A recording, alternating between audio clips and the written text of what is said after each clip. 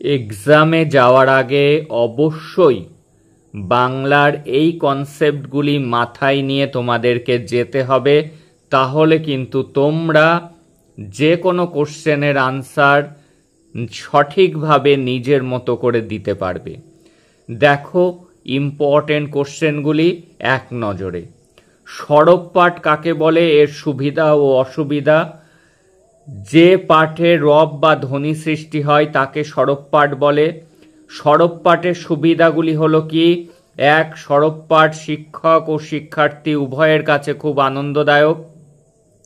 সরব পাঠ বর্ণ ও শব্দের সঠিক উচ্চারণ করতে সাহায্য করে, ধ্বনিতত্ত্ব বোঝার ক্ষেত্রে সহায়তা করে, সুস্পষ্ট উচ্চারণের মাধ্যমে পাঠের ত্রুটি সংশোধন করে, সরব পাঠ শিক্ষার্থীদের মনোযোগ আকর্ষণ করে, সঠিক বাচনভঙ্গি ও কথন শৈলী বৃদ্ধিতে সাহায্য করে, উচ্চারণে আঞ্চলিকতা দোষ দূর করে। এই পাঠের অসুবিধাগুলি কি? সরব পাঠের জন্য বেশি সময়ের প্রয়োজন হয়, সরব পাঠে অতিরিক্ত পরিশ্রম হয়, অন্যের অসুবিধা ও কাজকর্মের ব্যাঘাত সৃষ্টি হয়। সরব পাঠ সর্বত্র করা যায় না, যেমন গ্রন্থাগারে সরব পাঠ নিষিদ্ধ। এইবার চলে যাচ্ছি পরের কোশ্চেন, যেটি দেখে যেতে হবে সেটি হলো মাতৃভাষা পঠন পাঠনকে সমৃদ্ধশীল করার উপায়। বাংলা ভাষা পঠন পাঠন মনোবিজ্ঞানিক দৃষ্টিভঙ্গি জরুরি। বাংলা ভাষা পঠন পাঠনে মনোবিজ্ঞানিক দৃষ্টিভঙ্গি জরুরি। ব্যাকরণের নিয়মগুলি খুব যত্ন সহকারে বৈজ্ঞানিক পদ্ধতিতে অর্থাৎ আরোহী পদ্ধতিতে পড়াতে হবে। সুন্দর হস্তাক্ষরে লেখার শিক্ষা দিতে হবে।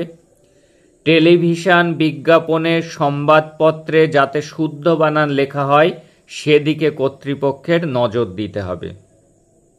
প্রত্যেকটি বিষয়বস্তুকে যাতে চলিত নীতিতে লেখা হয় সেদিকে মধ্যশিক্ষা পর্ষদের দৃষ্টি আকর্ষণ করতে হবে। পাঠ্যক্রমে লিখিত অংশের উপর জোর দিতে হবে।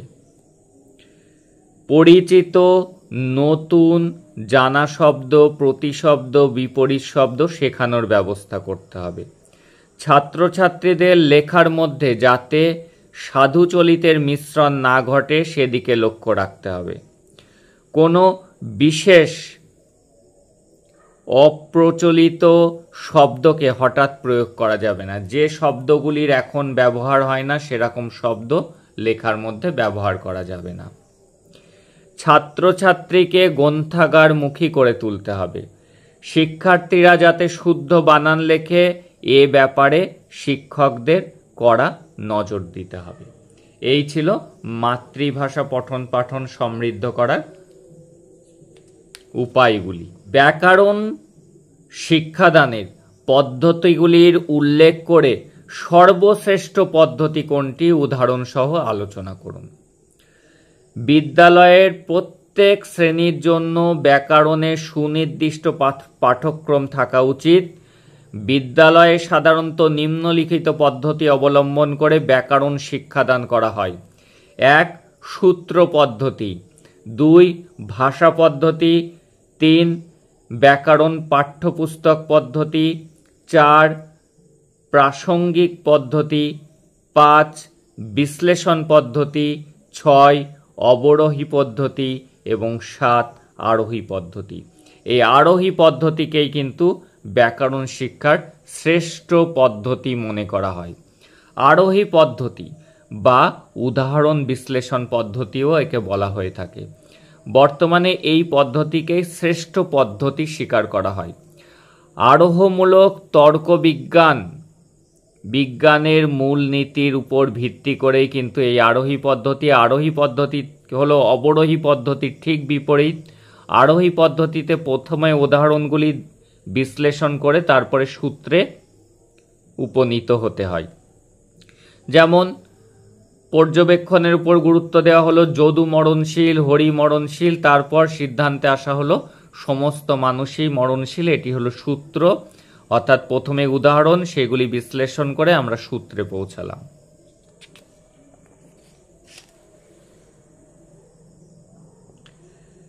ব্যাকরণের ক্ষেত্রে এ পদ্ধতি নিম্নরূপে প্রয়োগ করা যায়। 1. হিম যুক্ত অচল, হিমাচল, অ যোগ অ সমান আ হলো। হিম যুক্ত আলয়, হিমালয়, অ যোগ আ সমান আ হলো। কথা যোগ অমৃত, কথামৃত। কথামৃত কিভাবে আসছে? কথার থয়াকার আছে আর এই অ মিলে আ হয়। এইগুলি তাদেরকে বোঝানো হচ্ছে। বিদ্যা যুক্ত আলয়, বিদ্যাতে আ আছে আর আলয়েও আ আছে, আ যোগ আ হয়। অতএব সূত্র হলো অ কিংবা আ কারের পর অকার বা আকার থাকলে দুটো মিলিয়ে আকার হয়। প্রত্যেকটিতেই আমরা দেখে নিলাম। হিম আর অচল দুটোই অ আছে, যুক্ত হয়ে আ হয়েছে হিমাচল। তাহলে তোমরা বুঝলে বিষয়টি। অকারের সাথে অকার বা অকারের সাথে আকার বা আকারের সাথে অকার বা আকারের সাথে আকার মিলিত হয়ে কি হয়? আকার হয়, এবং ওই আকার আগের বর্ণে যুক্ত হয়। অর্থাৎ এই যে অচল, তার আগের বর্ণে ময়াকার হয়ে গিয়েছে, হিমাচল হলো। উদাহরণ বিশ্লেষণ করে সূত্র বা সিদ্ধান্তে উপনীত হয় বলেই এটিকে বলা হয়, অনেকেই বিশ্লেষণ পদ্ধতিও বলে থাকে। এবার আমরা যে বিষয়টি গুরুত্ব সহকারে পড়ব সেটা হলো বিভিন্ন কমিশন মাতৃভাষার মাধ্যমে শিক্ষা সম্পর্কে বিভিন্ন কমিশন কি বলেছে। 1. 3টে কমিশন স্বাধীনতার আগে এবং 3টি কমিশন স্বাধীনতার পরে, এই নিয়ে আমরা আলোচনা করব। Woods despatch. এখানে কিন্তু উচ্চ শিক্ষায় ইউরোপিয়ান জ্ঞান বিজ্ঞান শিক্ষার মাধ্যম হিসাবে ইংরেজি ভাষার সঙ্গে সঙ্গে মাতৃভাষাকেও স্বীকৃতি জানানো হয়েছে। তাহলে উডেড ডেসপাসে কি? উচ্চ শিক্ষায়, মনে রাখবে উচ্চ শিক্ষায় উডেড ডেসপাস, হর্ষু হর্ষু মনে রাখবে উড, উচ্চ। উডেড ডেসপাসে উচ্চ শ্রেণীর পঠন পাঠনে ইউরোপীয় জ্ঞান বিজ্ঞান শিক্ষার মাধ্যম হিসাবে ইংরেজি ভাষার সঙ্গে সঙ্গে মাতৃভাষাকেও স্বীকৃতি দেওয়া হয়েছে। এবার হান্টার কমিশন কাদেরকে গুরুত্ব দিয়েছে? এই কমিশন প্রাথমিক বিদ্যালয় স্তরে অত্যন্ত স্পষ্ট ভাষায় মাতৃভাষা শিক্ষার মাধ্যমে শিক্ষার মাধ্যম হিসাবে মাতৃভাষাকে স্বীকার করে নিয়েছে। তাহলে উডেড ডেসপাসে উচ্চশিক্ষায় মাতৃভাষাকে স্বীকৃতি দেওয়া হয়েছে, হান্টার কমিশনে প্রাথমিক বিদ্যালয় স্তরে মাতৃভাষাকে স্বীকৃতি দেওয়া হয়েছে। প্রাথমিক স্তরে শিক্ষার মাধ্যম হবে মাতৃভাষা। জাস্ট পয়েন্টগুলো মাথায় রেখে নিজের মতো করে লিখবে, মূল কনসেপ্টটি যেন সঠিক হয়। স্যাডলার কমিশনে কোনটার উপর জোর দেওয়া হয়েছে? স্যাডলারে মাধ্যমিক। এই কমিশনে মাধ্যমিক স্তরের পাঠ্যক্রম শিক্ষার মাধ্যম হিসাবে মাতৃভাষাকে স্বীকৃতি দেওয়া হয়েছে। তাহলে উডেড ডেসপাসে উচ্চ শ্রেণীতে মাতৃভাষাকে গুরুত্ব দেওয়া হয়েছে, হান্টার কমিশনে প্রাথমিক স্তরে মাতৃভাষাকে গুরুত্ব দেওয়া হয়েছে, এবং স্যাডলার কমিশনে মাধ্যমিক স্তরের পাঠ্যক্রমে শিক্ষার মাধ্যম হিসাবে মাতৃভাষাকে স্বীকৃতি দেওয়া হয়েছে। এইবার স্বাধীনতা পরবর্তী যে কমিশনগুলি আছে সেগুলি কি? 1. রাধাকৃষ্ণন কমিশন, 2. মুদালিয়ার কমিশন এবং 3. কোঠারি কমিশন। এবার আমরা এই 3টে কমিশন সম্পর্কে বুঝব। এবার প্রথমে হলো রাধাকৃষ্ণন কমিশন। রাধাকৃষ্ণন কমিশনে কি বলা হয়েছে? রাধাকৃষ্ণন কমিশনে ডক্টর রাধাকৃষ্ণনের নেতৃত্বে গঠিত বিশ্ববিদ্যালয় রিপোর্টে শুধুমাত্র প্রাথমিক বা মাধ্যমিক স্তরেই নয়, উচ্চতর স্তরেও মাতৃভাষার শিক্ষার মাধ্যম করতে আহ্বান জানানো হয়। তাহলে কি প্রাথমিক বা মাধ্যমিক স্তরেই নয়, উচ্চ স্তরেও মাতৃভাষাকে শিক্ষার মাধ্যমের আহ্বান করা হয় এই রাধাকৃষ্ণন কমিশনে। বুঝলাম, প্রাথমিক মাধ্যমিকের পাশাপাশি উচ্চ স্তরেও মাতৃভাষাকেই শিক্ষার মাধ্যম করার কথা বলে রাধাকৃষ্ণন কমিশন। দেখে নেব মুদালিয়ার কমিশন। 1952-তে গঠিত হয়। মাধ্যমিক শিক্ষা পুনর্গঠনের জন্য ডক্টর লক্ষণস্বামী মুদালিয়ারের নেতৃত্বে মাধ্যমিক শিক্ষা কমিশন গঠিত হয়। মুদালিয়ার শিক্ষাক্ষেত্রে মাতৃভাষার গুরুত্ব স্বীকার করে শুধু প্রাথমিক বা মাধ্যমিক স্তরেই নয়, শিক্ষার সর্বস্তরে মাতৃভাষাকেই শিক্ষার মাধ্যম হিসাবে করার সুপারিশ করে। তাহলে মুদালিয়ার কমিশন বুকে কি বলা হয়েছে? শিক্ষার সর্বস্তরেই মাতৃভাষাকে মাধ্যম করার সুপারিশ করা হয়েছে। এইবার হলো সবথেকে গুরুত্বপূর্ণ কোঠারি কমিশন। এই কোঠারি কমিশনে ত্রিভাষা সূত্রের কথা বলা হয়েছে, 3 ল্যাঙ্গুয়েজ ফর্মুলা। এখানে কি বলা হয়েছে? কোঠারি কমিশনে ত্রিভাষা সূত্র মেনে নিয়ে শিক্ষায় মাতৃভাষা ছাড়াও আরও 2টি ভাষায় শিক্ষার সুপারিশ করেন।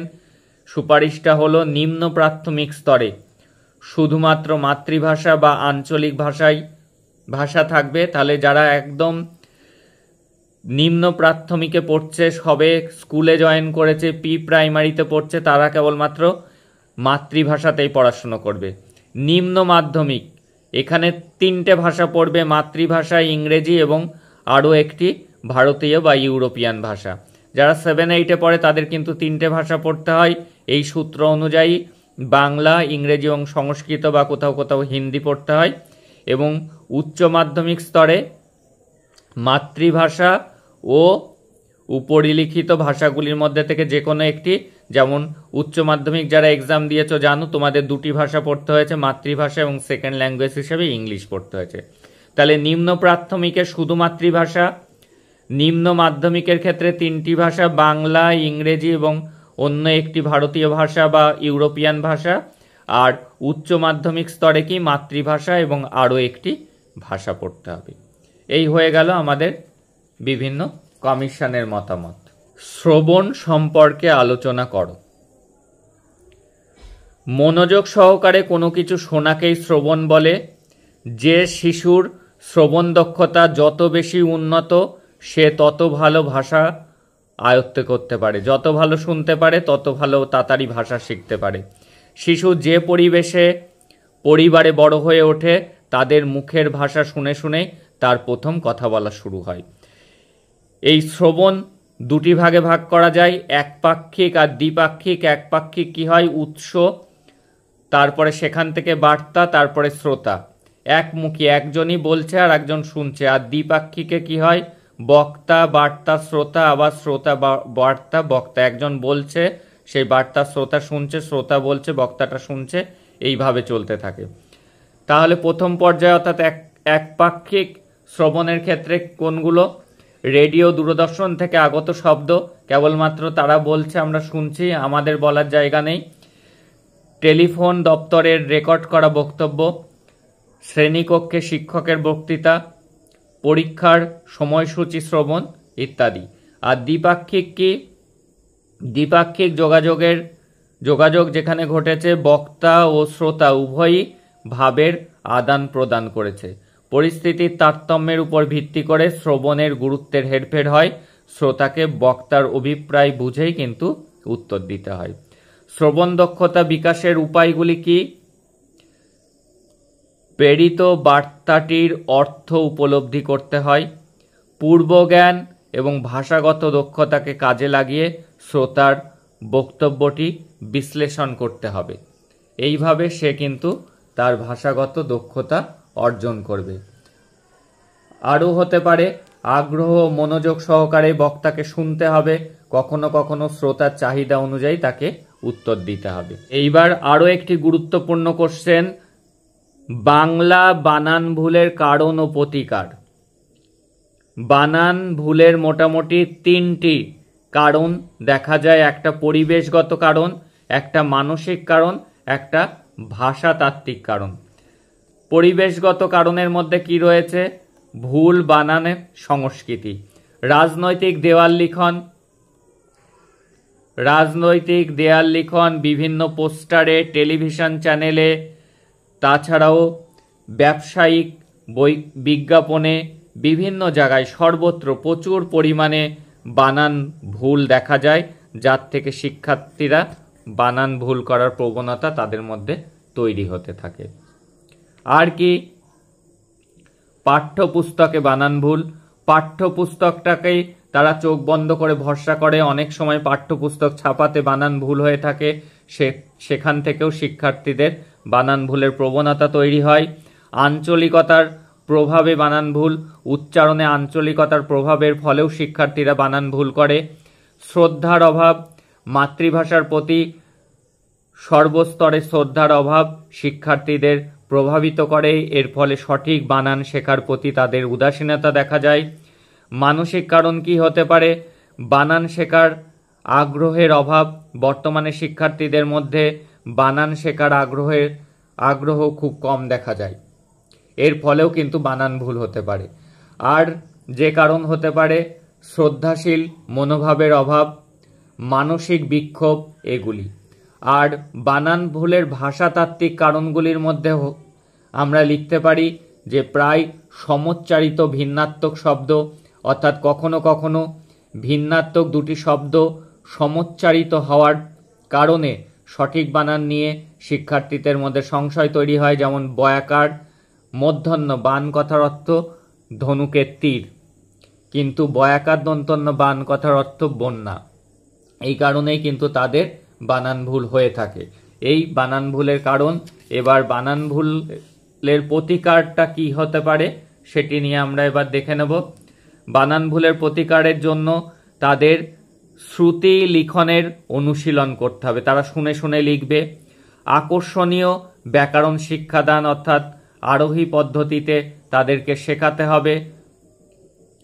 আর কি পড়ানোর পর লেখার অভ্যাস গড়ে তুলতে হবে। তারপরে আর কি যথাযথ উচ্চারণ শেখাতে হবে।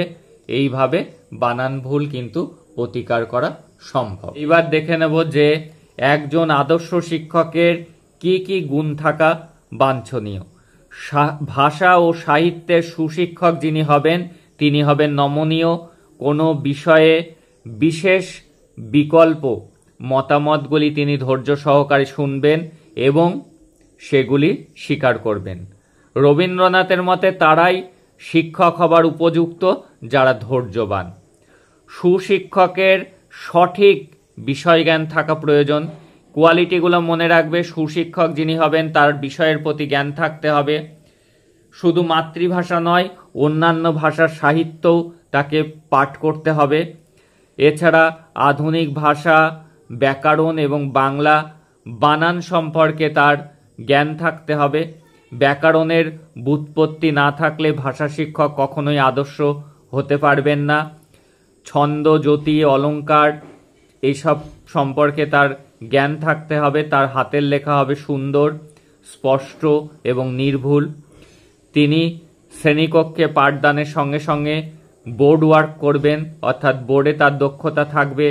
তার সাহিত্য, ভাষা সাহিত্য, শিক্ষকের ইতিহাস চেতনা, সাল তারিখ, ঐতিহাসিক ঘটনা সম্পর্কে জ্ঞান থাকতে হবে এবং শিক্ষণ সহকারী উপাদানগুলি অর্থাৎ টিএলএম এর ব্যবহার করার দক্ষতা তার থাকবে এবং একজন আদর্শ শিক্ষক হয়ে উঠবেন ফ্রেন্ড, ফিলোজফার এবং গাইড। এই পয়েন্টসগুলি যেন তোমার লেখার মধ্যে অবশ্যই মেনটেন হয়। প্রকল্প পদ্ধতির সুবিধা অসুবিধা। প্রকল্প পদ্ধতির দুটো সুবিধা হলো, এক উদ্দেশ্যমুখীনতা এবং প্রকল্প গ্রহণ। উদ্দেশ্যমুখীনতা কি? এই পদ্ধতিতে পাঠ পরিচালনার জন্য যে প্রজেক্ট নির্বাচন করা হয় তার একটি উদ্দেশ্য থাকে। শিক্ষক এবং শিক্ষার্থীদের সমবেত প্রচেষ্টায় প্রজেক্টটি নির্বাচন করা হয়ে থাকে। শিক্ষার্থীরা কাজটি করতে গিয়ে যে যে সমস্যার সম্মুখীন হয় সেই সব ব্যাপারে ভাবনা চিন্তা করতে পারে। প্রকল্পের বাস্তবায়ন যতই প্রকাশ পাবে তার উদ্দেশ্যমুখীনতা ততই প্রকট হবে। পরিকল্পনা গ্রহণে কি? এই পদ্ধতিতে পাঠ পরিচালনা করতে হলে শিক্ষককে সঠিক পরিকল্পনা গ্রহণ করতে হয়। কাজের পরিকল্পনা যত নিখুঁত হবে কাজটি তত ভালোভাবে সম্পাদিত হবে। অসুবিধা কি? এক, এটি সময় সাপেক্ষ।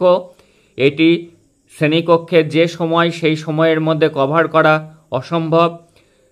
শিক্ষকের অনভিজ্ঞতা, শিক্ষকের যদি অভিজ্ঞতায় এই ধরনের প্রজেক্ট পদ্ধতি বা প্রকল্প পদ্ধতিতে না থেকে থাকে, তাহলে কিন্তু পাঠদান আংশিক বা বিচ্ছিন্ন হয়ে যায়।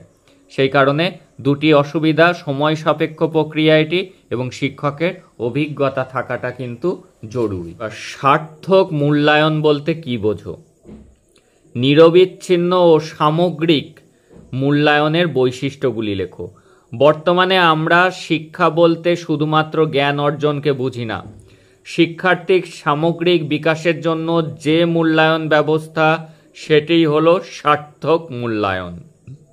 মূল্যায়ন কখনোই সার্থকতা পায় না যখন শিক্ষার্থীর শারীরিক, বৌদ্ধিক, মানসিক, প্রক্ষোভিক বিকাশ সাধিত হয়। তার মূল্যায়নের মাধ্যমেই শিক্ষার্থীর সার্বিক বিকাশ ও পরিবর্তন বিবেচনা করা হয়। এবার নিরবিচ্ছিন্ন মূল্যায়ন বলতে কি বোঝানো হয়? শিক্ষার্থী তার অগ্রগতি সম্পর্কে অবগত হবার সুযোগ লাভ করে, তার অগ্রগতি কতটা হচ্ছে সেটি জানার সুযোগ লাভ করে। শিক্ষার্থীকে পড়াশোনার সহ অন্যান্য কাজে মনোযোগী হতে সাহায্য করে। অপচয়ের পথ রুদ্ধ হয়। সার্বিক বিকাশের পথে বাধাগুলিকে চিহ্নিত করা যায়।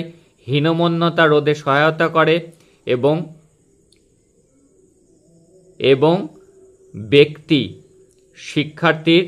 ব্যক্তি শিক্ষার্থীর ক্রমোন্নতির পথ ত্বরান্বিত হয়। আর কি এবার সার্বিক মূল্যায়ন? সার্বিক মূল্যায়ন হলো একটি বিচারমূলক মূল্যায়ন।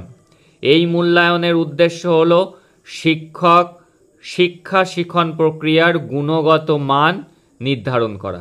সামগ্রিক মূল্যায়ন হলো শিক্ষা বর্ষব্যাপী, অর্থাৎ অ্যানুয়াল যে পরীক্ষা হয়, শিক্ষা বর্ষব্যাপী শিক্ষার্থীর অগ্রগতির পরিমাপ।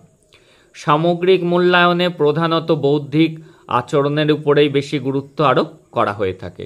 এই কোশ্চেনগুলি অবশ্যই দেখে যাও। তাছাড়া তোমরা তো পড়েছই, যেগুলো বেশি ইম্পর্টেন্ট ছিল সেগুলি নিয়ে জাস্ট একটা আলোচনা করলাম। এটি শুনে গেলে একটা কনসেপ্ট তৈরি হলে তোমরা কিন্তু নিজের মতো করেই লিখে আসতে পারবে। তোমাদের সকলের এক্সাম ভালো হোক। God bless you, best of luck. That's all today. দেখা হচ্ছে পরের ক্লাসে।